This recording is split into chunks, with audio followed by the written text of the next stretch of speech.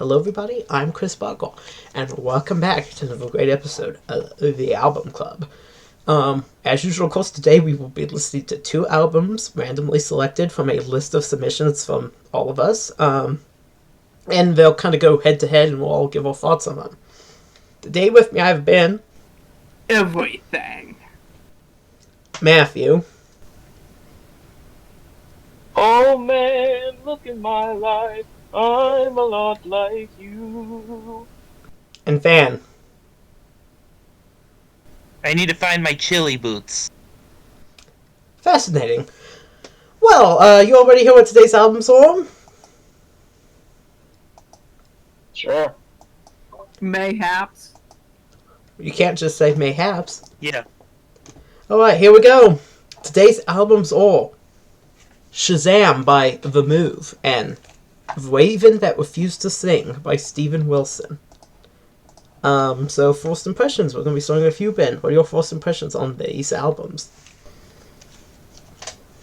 The move is that other band related to ELO, right? Yeah. That's the one that came before ELO, right? Yeah. With Roy Wood and Yeah. Bev Bevan Yeah. and Jeff Lynne. Does Brief. this album have Jeff Lynne? I don't think this album has Jeff Lynne. I think he was only on like the last two albums. I think this is before that. Okay. I'm not 100% sure, but that's my remembrance. Yeah, it's the next album that gets Jeff Lynne, not this one. Yeah. But it does have Tony Visconti on it. That's pretty impressive. I guess that's before he was famous. Meanwhile, what is The Raven Refused to Sing? I don't know. Let me look.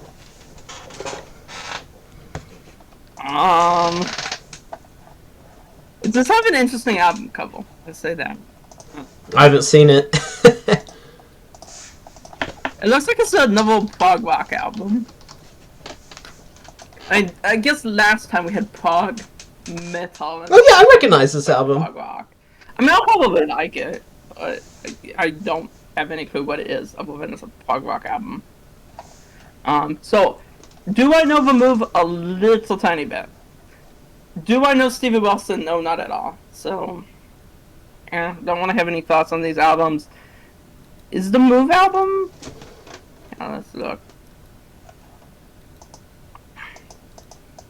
Is it prog rock? I mean, it's a little older for that term, but yeah, I mean, this is probably just prog rock versus prog rock this time. Fantastic. The perfect episode. The perfect episode. I guess. Alright, well, Ben seems to have stopped talking, so Matthew, it's your go. Empty thoughts. All I see are two albums that I have empty thoughts about. But I will listen to it. However, I don't know if I would like either of them. Fan? I'm excited for this one. I'm very excited for this one. But yo... My god. Alright. I'm just ready. He's ready, guys. Be warned. Well, as for me, I'm familiar with The Move. I haven't listened to most of their stuff. I do have their last album, Message from the Country, on vinyl, actually. Obviously, they're a precursor to Electric Light Orchestra, which is like my favorite band, so it should be interesting to hear this. This album does not have Jeff Lynne, as Ben said, but it does have Roy Wood, who was an early member of Electric Light Orchestra, as well as Bev Bevan, who was later on Electric Light Orchestra's drummer throughout the original run. So it should be interesting to sort of hear that. And I'm always down for late 60s or late 70s rock, just in general. So my favorite thing. As for The Raven That Refused to Sing, I do recognize its album cover. I know I've seen this before. But I don't really know much about it. I do think I kind of vaguely know who Steven Wilson is, but I don't really know what to expect, so... I hear it's prog, so I'm just gonna assume it sounds like Pink Floyd or something.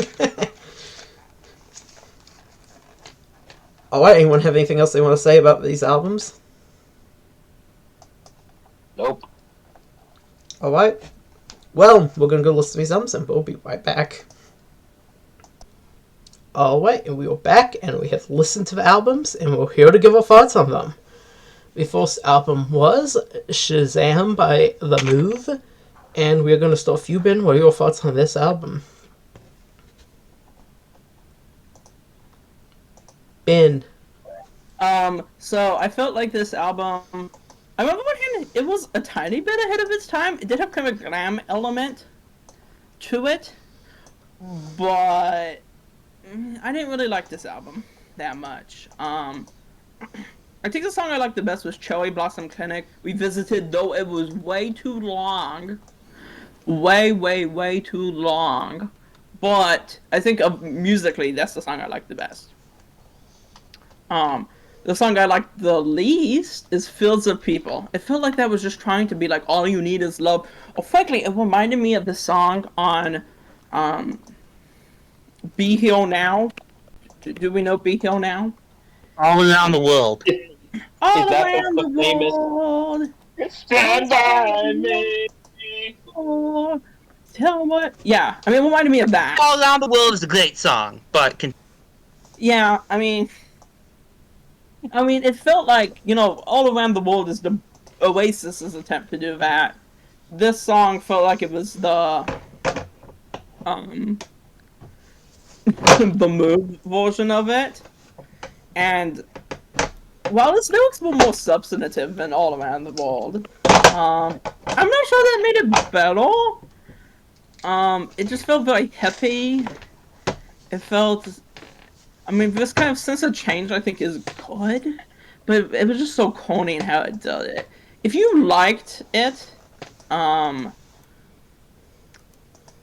good for you. I really didn't that much. It doesn't even look like it's originally by them. Huh. Anyway. If you liked it, I get that. It does have this kind of Beatlesy sound.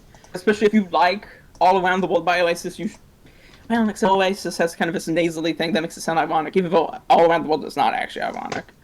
I can see people liking this. It felt like they were too busy trying to be the Beatles instead of what ELO did, which is trying to take parts of. I can't say that they're like the complete successor to the Beatles, or taking all of the things that made the Beatles great, but trying to take up elements of the Beatles and trying to progress them. This felt like they were just trying to be the Beatles. I mean, I guess they did progress towards glam rock some, but I didn't find Roy Wood singing compared to on the Force Day. I didn't find Roy Wood singing on this as strong, and then Ben. I don't. Yes. On Wayne, I don't. On the first day, what are you talking about? First, no electric. It was on the third day, but that doesn't have Roy Wood on it. That's the first album. I mean, ELO won, but doesn't it have another name? No answer. No answer. In the US, but that's really kind of a goof. But even no answer. I mean, honestly, Roy Wood was singing on this than I thought he was going to. It was mostly just called Wayne guy. I was not impressed with his voice. Yeah, I'm not really impressed with him. And I think Roy Wood was weak on heel than he is in ELO or in Wizard. That being said, I mean, I did enjoy Cherry Blossom Clinic we visited, even if it was way too long. But Fields of People is literally All Around the World. I'm not particularly a fan of All Around the World, though it's catchy. More catchy than this. But I think you'll read on one, how you feel about this very hippie stuff, and then two, how you feel about All Around the World by Oasis will determine how you feel about that song. And frankly, this album altogether. Matthew. I strongly dislike this album. I kind of think that the songs were too long. I think they were trying, as to echo Ben's point, they're trying way too hard to try to be the Beatles, which I feel like is a flaw in all of the weaker albums that we have listened to in the album club. in which they're trying to be way better bands like the Beatles, or have like a, especially if they're like of the hard rock, heavy metal, or even like soft rock, pop rock, or whatever. Um, the songs were, the songs were way too long. I think one is like 10 minutes long. One is 6, 7. It's only like "Beautiful Daughter," which is like around 2 minutes. It's too many it's too many notes. Too many notes in these songs, and yeah, I just didn't like it. Fan. I feel like this album was like close to being good.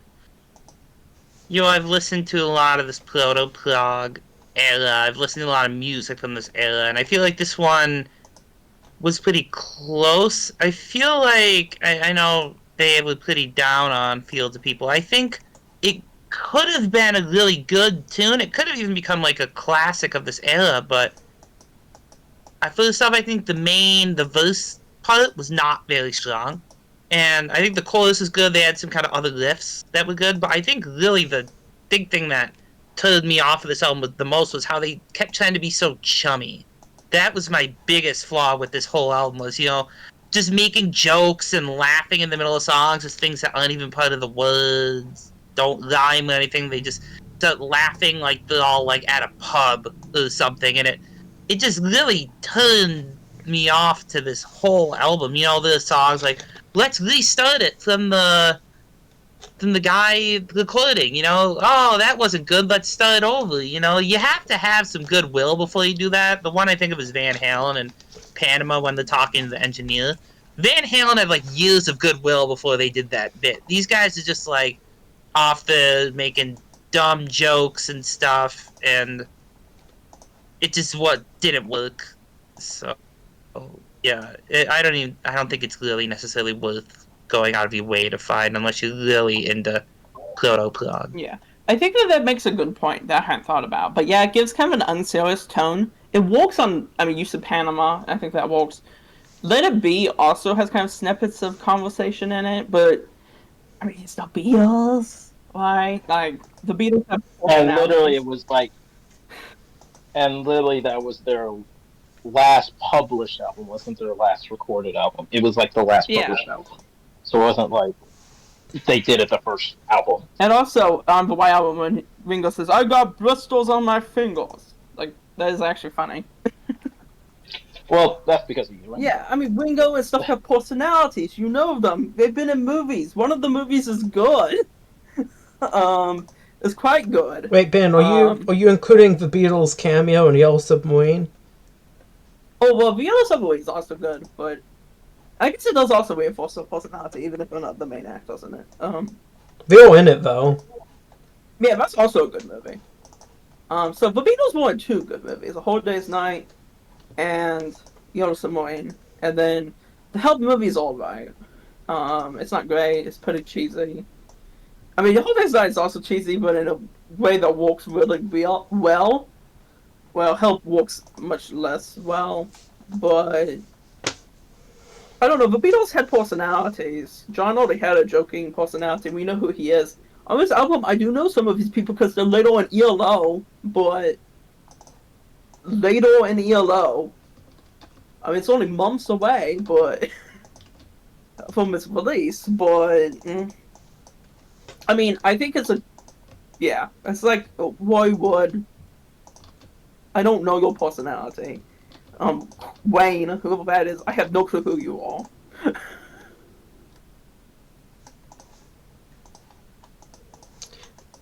Alright, well, Fan, were you finished, or did Ben interrupt you? Can I go, or...? No, that's it. Alright. Well, as for my thoughts, I think I was probably the most positive on this. It wasn't one of my favorite albums by any means, but I thought it was alright. I did like Cherry Blossom Clinic we visited. I also kind of like Fields of People.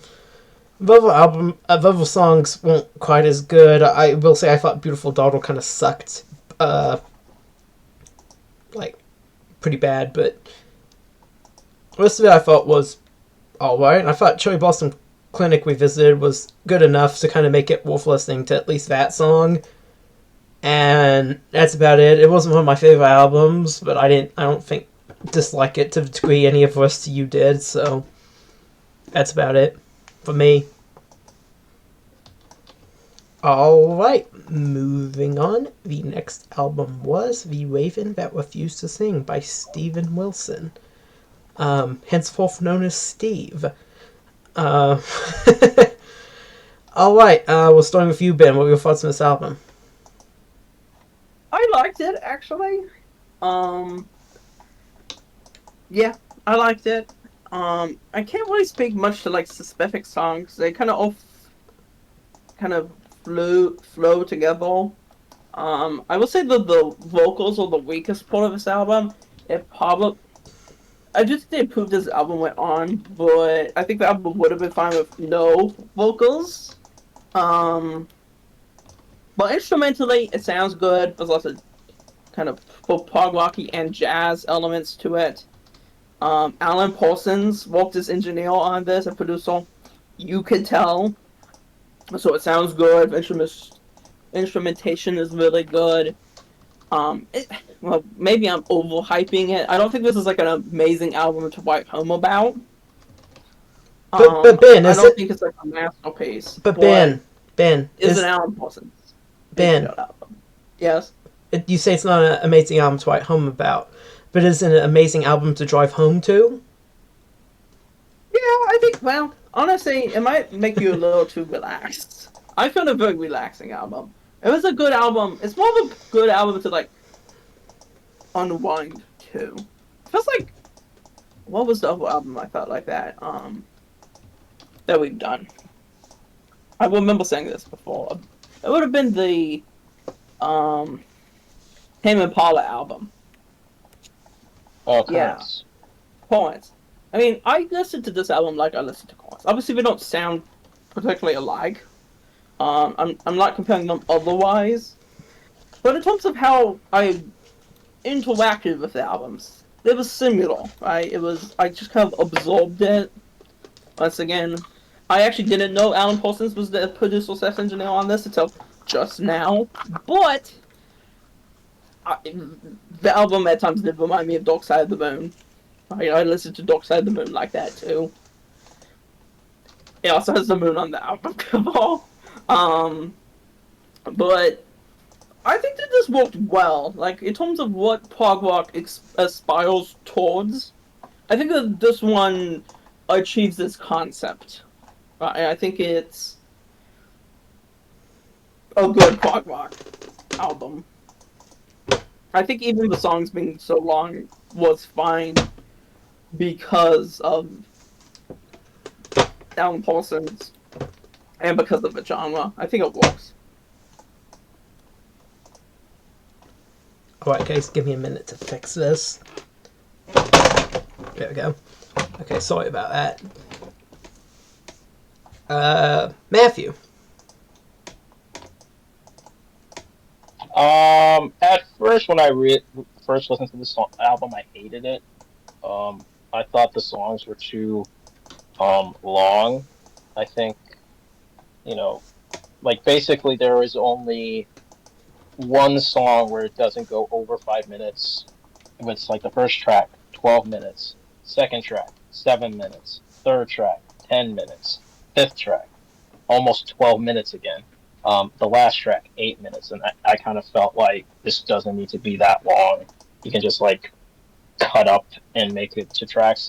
But then I re-listened to it and I thought it was fine. I think this is like probably bottom 15 of the albums that we have listened to. I think this would have been way better if it was an instrumental album, like, but otherwise I thought it was fine. I don't know what it is with you all hating on long songs this time, but okay. Winning fame, I guess. Well, there's a difference. I feel like if it's long and boring, it's noticeable, but if it's long and exciting, it is tolerable. Like, Stairway to Heaven and Freebird are exciting songs to listen to, and you don't mind that they are, like, above X amount of length of songs. Even like a way better prog rock, even if I dislike the genre, is "Wish You Were Here," and those songs they have songs that are like way longer, but they're made by Pink Floyd, which is a proven and like this didn't seem necessary. But I it yeah, but I felt like this album is way more interesting than the Shazam album. Um, so yeah. All right, fan. Well, I'm gonna go in the exact opposite direction because this is seriously for me. I think it'd be hard pressed to find maybe like even 10 albums I've ever heard better than this. I think this is about as good as it can really get from a musical standpoint. I mean, the band on this album alone is like, I mean, Guthrie Govan, Nick Begg, Alan Holzman, I mean, Marco Miniman alone on drums. He's probably the real unsung hero of this record. I mean, each song just has so much emotion, so much passion. I think I get long songs, not everybody likes them, but I mean, it's a prog song, so it's not like it's 12 minutes of one chord. Like, I think Taylor Swift had a like 10-minute song with just 10 minutes of verses. It's not like a Bob Dylan song. Well, I like Dylan, but it is like he is tangled up in blue and nothing changes for all 8 minutes. It's verse, chorus, all the same thing. Of course, that's about a story, though. He's telling a story with music. This is telling a story more musically, going different places, branching off. There is no one thing. The turning the sections, Lumen all goes through multiple sections and then goes back and forth. Also, this record, much like the last one we did last week through Mastodon, both have YYZ references. Last week was in the last band. I know I don't know what order Chris puts these out in, but I'm forcing him to do it in a certain way now. But last week was the Red Band, this week was the Watchmaker. So next week's review is going to be Moving Pictures by Rush. No, I'm just kidding. We'll see. But this album is about as close to perfect as I think an album could be. So, I mean, I've spent hours upon hours listening to this album in my life. So, I am also biased. This is the genre I love. I love Steven Wilson, Porcupine Tree's excellent band. This is where it's at. I think this is by far his best work.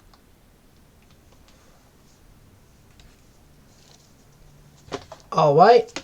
Well, as for me, I listened to this album, and I'm going to stand somewhere in the middle, in between Fan and then Ben, I guess. With Matthew, obviously, on the full negative side. I did like the song Drive Home. I do feel like that was a standout song, as opposed to Ben, who said he didn't think there was any standout songs, although he did like it. I did think that, at least, was a good song that stood out to me. I will agree, though, that the rest of the songs, and even to a lesser extent that song, were kind of samey, and that is maybe a downfall of it to a degree, although I do think they were all at least well delivered, which is better than samey in a sloppy way. But I didn't really have a problem with the vocals. I think somebody mentioned that. I didn't have a problem with it. I mean, they weren't the greatest vocals I ever heard, but I didn't particularly think they were poor either. I thought they were just fine for what type of music this was. I don't really have much of a problem with the length of the songs, for the most part. I mean, the album itself seems a little dense, but it's not particularly a bad thing, especially given what this is. I thought this album was, honestly, just... It was good, but not great. It was solid. That's basically it. Like a C minus is still like a positive grading, despite all that. And I point blank said that gave it a second listen. I gave it way better. review. Unlike the first time, which I like completely hated it. Alright, moving on. We're not going to say which album we liked better. And we're going to, as usual, I think, start with you, Ben. The Raven That Refused to Sing and Other Stories. And Other Thomas Tells. Alright, Matthew. I'm gonna pick. I think it was quite obvious which album I was gonna take in terms of like the tone of it. I'm gonna pick The Raven. I just find, even if I wasn't the biggest fan of this album, I still thought it was more interesting than The Move. I think The Move is essentially like one of the weakest albums I've listened to in the album club. I think it doesn't have like a definitive style. I think it's trying too hard to be other, like, as Ben talked about, trying to be too much like the Beatles. And I think if you're trying, and there's nothing wrong with like trying to be your influences, but you have to have your own style to it and the move. So I'm gonna pick The Raven That Refused to Sing. Cook the podcast on Nevermore. Alright, Fan. Well, I think it's pretty obvious. I don't even know if I have to say it, but I'm gonna go with The Raven That Refused to Sing. Alright, as for me, I like both these albums. Unlike, I think, literally everyone else here. I actually like both of them. But I did like The Raven Who Refused to Sing more, so. Another one of these is the greatest album we've done on the podcast. They were both kind of on the lower end. I mean, Matthew is, I think, right about that. But I did at least kind of like both of these, so. There's that. Alright, and now for Who Picked What Album. Anyone want to guess who picked what album? Fan picked The Raven album. I'm gonna guess Chris picked Shazam. Yeah, I will agree with Fan and Matthew's prediction. And I second Fans and Ben. Alright, well. Raven That Refused to Sing was picked by Fan. You all were all right about that. And Shazam by The Move was picked by Ben.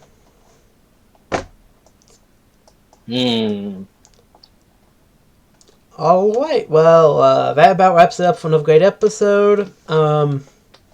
Interesting pairing. These albums did kind of make a somewhat cohesive matchup. At least I thought, interestingly enough. So yeah. Please be sure to like and subscribe. It helps us all out quite a lot. Once again, thanks for watching, and I hope to see you in the next video. Have a great rest of your day.